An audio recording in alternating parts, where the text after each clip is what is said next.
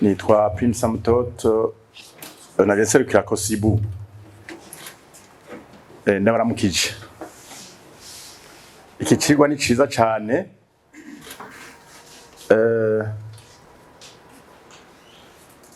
mugabo ncampera kuri Suhe y'umukonsulta yabwiye Parseme directement yavuze ati yaba hari aho muri ministère des finances tukabiyaga tubonana mu nyuma ikiyago cyo koroha. None mwarabatumiye ntibaza canke muzobatumira iyindi occasion wanagomba n'aba honorable baza ari nka 15 cane cane nk'abaje muri commission finance. Ico ni kimwe. Ikindi mwabonye 2023 publication 2024 publication de documents sur 8 nkaba mu misi heze narabonye aba ministre baja kwisigura muri Assemblée nationale c'est rapport za Cour des comptes kandi amezi abiri ari karahera none zijya raporo nagira zica ziba publier buno nyene kugira nkiyo document yoyo ya audit ibivuye mu nzira abashikaho bashika bo bibaza rero hariho utuntu tworoshe two kuduza amanota muga umengo sinza bigorera. Okay, mwarumse mu gihugu ko habaye jeu des annales imyaka 8 washaka bihura n'iya 2017 none munsi haya bijya bintu byaragize ingaruka mbi cyane kuri finance publique kuko atamishahari hari nta ma credit bancaire nta épargne ntaki rero bagiye kubibohora ubu juillet 23 ngo babibohora nabi. Nejo nahijaje kwa gatatu narumvise conseil des ministres ivuga ko hariho note de révision de la disparité salariale muri cadre de la politique salariale mugabo au secteur public de la fonction publique les institutions spéciaux ngo zisure zirindire kandi hariho izema rya sur le budget général de l'État. None umva kizoba ryari encore ico kuko pour fêter cet alignement sur le budget général de l'État encore nibaze ko le document revu sur en cours d'année ko conseil des ministres umva hariho des modifications sur la politique salariale nibaza ko izocigenda muri Assemblée nationale habe révision budgétaire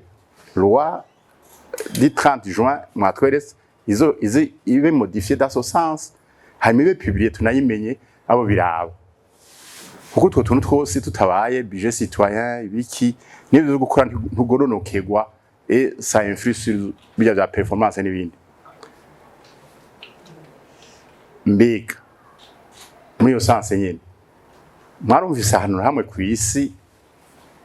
ureza indemnité de logement ziba fixe kandi mubona mwavye devaluation bona amahera ari fixe yari 2015 ngo niyo azoguma ari uko ubuzima bw'umukozi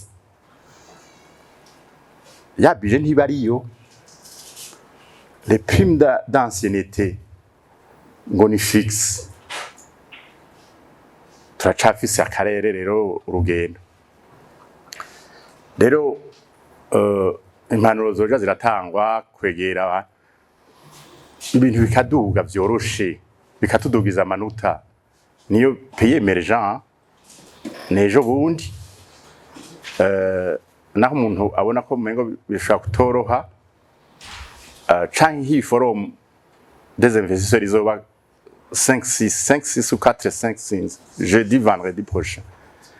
batiza kuba ba project nk'utwo tuntu hari twamaze gupibira nkuno munsi iyi weekend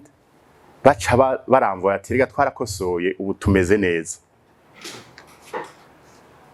mugabo comme 24 izoba publié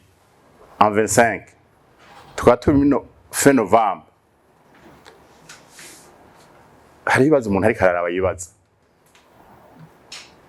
namwe mu kwibaza na honorable yodufasha ko basohoye calendrier electoral tuzotora bashinga amateka bashasha le 5 juin muri ya processus budgétaire uhereye cadrage hera muri mars bazoba bari deja nimba batatangaye campagne hariho abiro turuva cyangwa bataciro turuva batazoba abiro turuva uko kugononokewa kwicara à l'Assemblée nationale penser commission publique penser au budget kwiraba ko birimo hanyuma tuzi ko ricegwa ikaba promulguée vers le 30 juin mwayibonye kugira ntitwinjire muri juillet je numva mfise akanyota ko kumenya ingene bizogenda iyo transition y'abazoyitora ko ari avant le 5 juin ou au-delà hamana sena nayo ni au-delà muri juillet le 23